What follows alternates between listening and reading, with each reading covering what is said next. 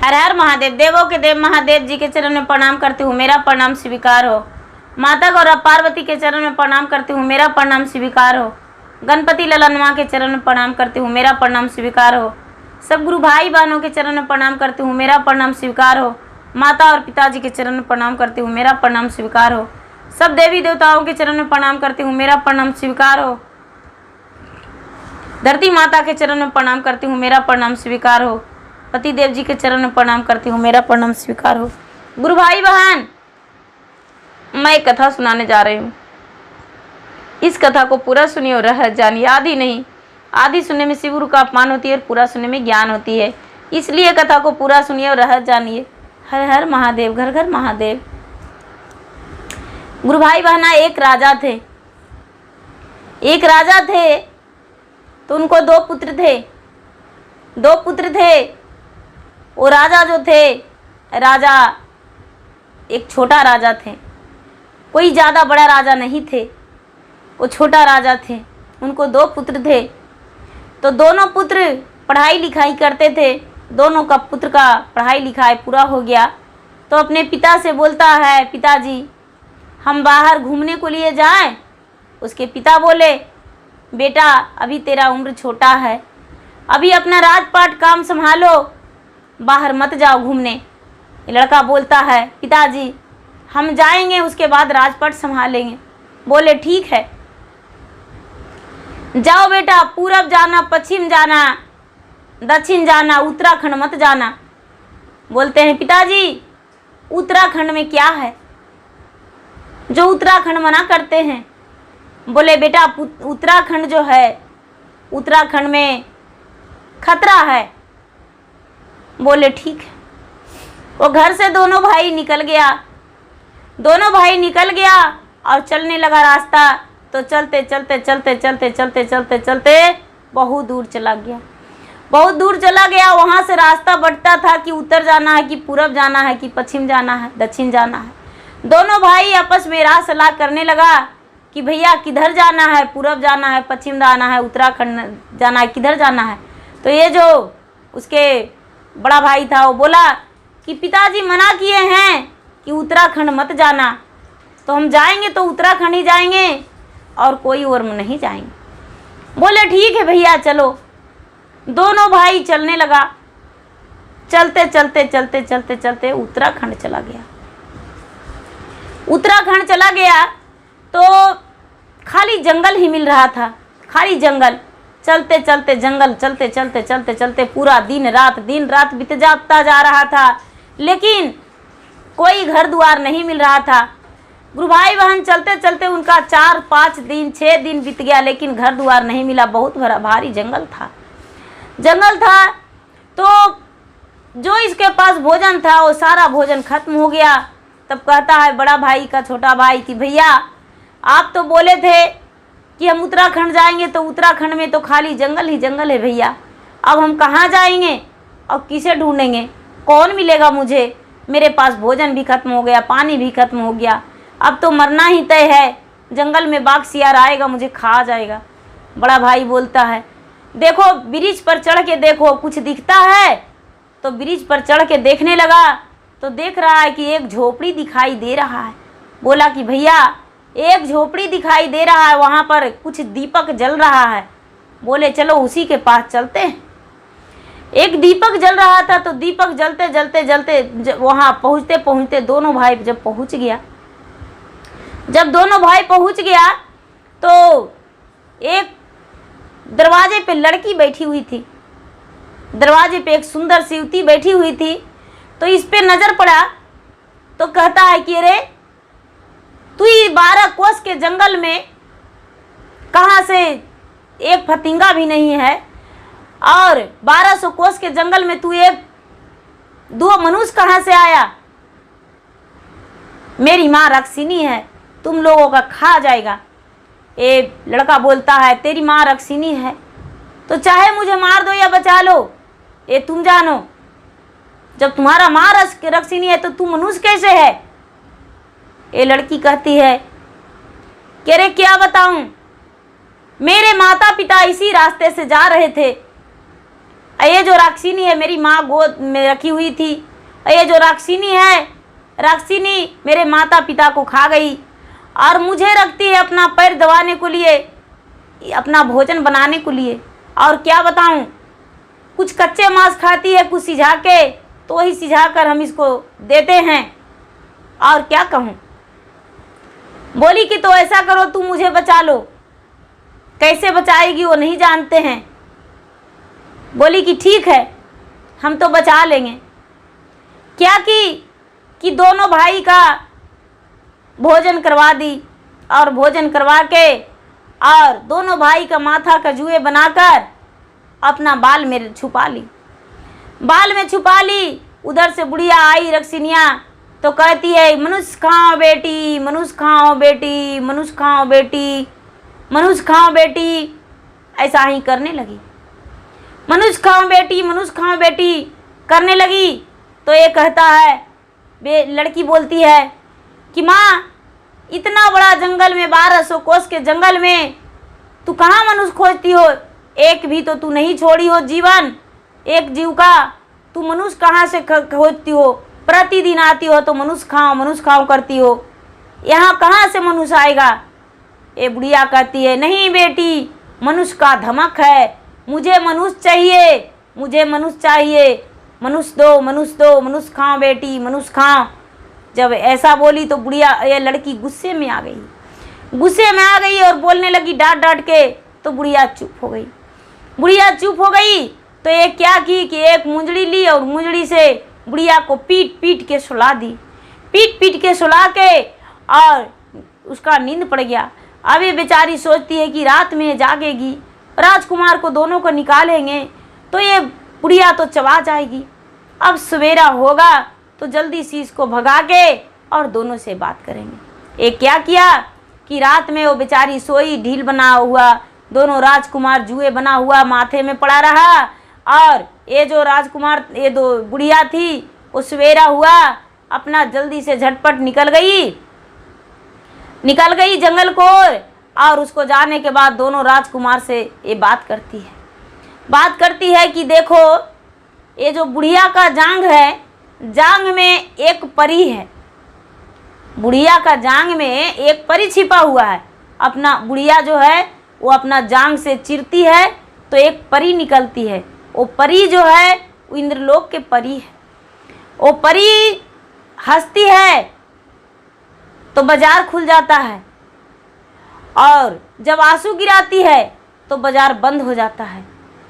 जितना देरी हंसती है उतना देरी बाजार पसरता है। बुढ़िया पूर्णिमा के दिन वो परी को निकालती है। बुढ़िया जंगल में परी घूमने आए थे तो बुढ़िया कैद करके रख ली है। अब एक कहते हैं कि अच्छा तो ठीक है, इंतज़ार करते हैं। अब ये बेचारा दिन में बात करता था इन लोग से, और कुछ ही दिन में जब पूर्णिमा का दिन आया तो ये बुढ़िया जो थी, बुढ़िया परी को निकाली और परी हंसने लगी तो बाजार पूरा पसर गया। जितना देरी हंसती रही उतना देरी बाजार पसर रहा। और उसके बाद जितना बुढ़िया का सर सामान खरीदता ना था खरीद ली, और खरीद के इकट्ठा करके रख दी इस लड़की के लिए। और उसके बाद जब रोई तो बाजार ख़त्म हो गया। बुढ़िया अपना जांग में छुपा ली। अब इसका दोनों राजकुमार को नज़र में बैठ गया कि अब इसे मारना है तो कैसे मारूं। धीरे गुरु भाई बहना ये लड़की से बात करते रह गया। राजकुमार बात करते रह गया कि देखो अब इसे बुढ़िया को कैसे मारूं, इसका प्राण कहाँ बसता है। लड़की कहती है कि मुझे नहीं पता इसका प्राण कहाँ बसता है। बोले कि इससे पता करो प्राण कहाँ बसता है। जब बुढ़िया आई तो ये पूछती कि माँ तू बहुत दूर दूर जाती हो माँ, यदि तू मर जाएगी माँ तो हमें कैसे पता चलेगा माँ कि मेरी माँ मर गई है। बुढ़िया कहती है नहीं बेटी, हम तो मरने ही वाले नहीं हैं, कभी नहीं मर सकते हैं। हम मर कैसे सकते हैं, मेरे जांग में तो अमर परी पड़ा हुआ है, तो जब तक मेरे जांग में अमर परी रहेगा तब तक तो मेरा मृत्यु हो ही नहीं सकता है। मेरा जांग में जो अमर परी है, तो अमर परी तो मेरा भी जीवन अमर करके रखी हुई है, तो मेरा मृत्यु नहीं होगा। कहती है कि अच्छा नहीं होगा तो नहीं, चलो माँ बहुत अच्छी बात है। प्रतिदिन वो पूछती थी। एक दिन बुढ़िया जो थी गुस्से में आकर बोली कि ठीक है हम बता देते हैं, जब तेरा मेरा प्राण को बारे में पड़ा हुआ रहता है तो आखिर ये जाएगी कहाँ। बोली कि देखो बेटा, ये पहाड़ी के ऊपर एक डुंडा तार है। तार के ऊपर एक पिंजड़ा रखा हुआ है। वो पिंजड़ा सोने का है। सोने का पिंजड़ा में एक हीरामन तोता है। उसका पंख सोना का है, चोंच जो है चांदी का है, पाँव जो है हीरे का है। वो उड़ता नहीं है, उसी में मेरा प्राण है। वो जब तोता मर जाएगा तो मेरा प्राण खत्म हो जाएगा। बोला माँ वो तोता मरेगा कैसे? तोता को तो कोई मारने वाला ही नहीं होगा। बोला देखो बेटा, तोता को जो एक बूंद मुंह में पानी डाल देगा तो तोता मर जाएगा, और नहीं तो ऐसे कुछ नहीं होगा। ये जो राजकुमार था वो सारी बात सुन रहा था। ये बुढ़िया झूठ बोली थी कि मुंह में पानी डाल देने से मर जाएगा। ये तोता के मुंह में पानी जाने से बुढ़िया कभी मरती ही नहीं।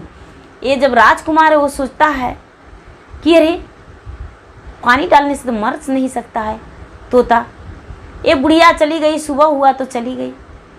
बुढ़िया चली गई और ये जो दोनों राजकुमार था, दोनों राजकुमार अपना रूप में इसको ले आई और अपना रूप में लाकर और इसको ये दोनों पहाड़ के ऊपर चला गया।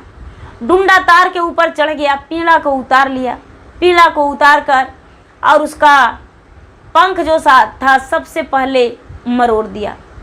पंख जो मरोड़ दिया तो दोनों बुढ़िया को हाथ टूट गया, लेकिन हाथ टूटने से बुढ़िया को कुछ नहीं हुआ।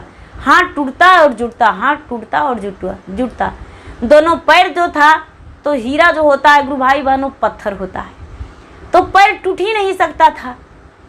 पैर टूट ही नहीं सकता था तो इसका पैर मरोड़ रहा था, लेकिन पैर को कुछ हो नहीं रहा था, जहाँ तक कि बुढ़िया नज़दीक आ चुकी थी। अब ये सोच रहा है कि अब क्या करूँ ये तोता के। जल्दी से क्या किया कि उसका मूड़ी को मरोड़ दिया। जब गुरु भाई बहन मूड़ी को मरोड़ दिया तो बुढ़िया मर गई। बुढ़िया मर गई और ये तोता को लेकर आ गया। तोता को लेकर आ गया। अब ये जो लड़की है वो कहने लगी कि इसका जल्दी से जांग चीरो, जल्दी से जांग चीरो, और नहीं तो अमर परी मर जाएगी। इसका जांग को चीर दी, अमर परी निकल गई। अमर परी निकल के कहती कि अब हम आज़ाद हो गए। हम 20 वर्ष इसका जांग में बसे रहे, अब हम आज़ाद रहे। तुम लोग दोनों भाई का बहुत बहुत धन्यवाद है कि तूने मेरा जीवन को इस बुढ़िया से आज़ाद किया। अब दो लड़की हो गई। अब 2 हो गई तो ये जो तोता है, तोता का हीरा रतन तोता, अब एक कहते हैं, दोनों कहती है कि तो ये तोता को क्या करना है? इसका पैर जो है पत्थर है, इसका पंख है जो सोना है, अब इसको क्या करना है? ये परी जो है, परी कहती है कि इसका पैर जो है ये बुढ़िया के साथ ही दे दो। ये बुढ़िया का प्राण है, यदि इसको रखोगे तो बुढ़िया साथ साथ चलेगी, इसलिए इसी का पास दे दो। 4 मिलकर और बुढ़िया को अग्नि संस्कार कर दिए उसी जंगल में, और उसी जंगल में से वहाँ दोनों के जला दिए।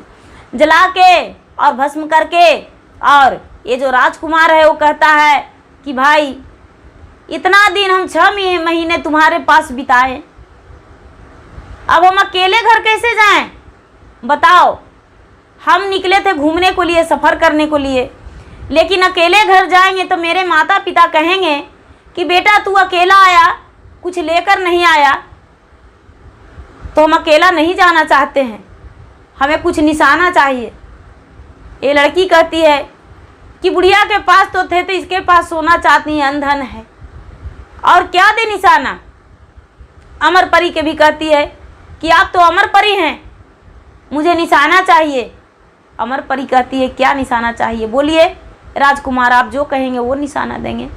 लेकिन अब ये बेचारा ऐसे कैसे कह सकता है कि हम तुम लोग से विवाह करेंगे। अमर परी अपना हाथ के कंगन देने लगी कि लीजिए एक कंगन, आप ये कंगन को जो कहिएगा वो हो जाएगा। ये लड़का नहीं माना। अमर परी जो भी चाहिए वो अपना दे दी, लेकिन राजकुमार नहीं माना।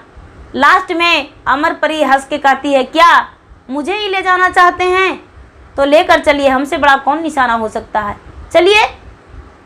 ये जो लड़की है तो अब अकेली पड़ गई। एक जो साथ में रह रही थी बुढ़िया के, वो कहती है कि देखिए हम बुढ़िया के साथ तो रहे हैं इतना दिन से, 12 वर्ष बिता दिए हैं बुढ़िया के साथ, लेकिन हमने कभी मांसाहारी भोजन उसके साथ नहीं किए। जितना दिन हम खाए पिए हैं वो वन का फल और फूल खाकर जीवित हैं, इसलिए मुझे भी साथ लेकर चलिए, लेकिन ऐसे नहीं, हम जाएंगे इसी शर्त पे कि अपना हक देना होगा।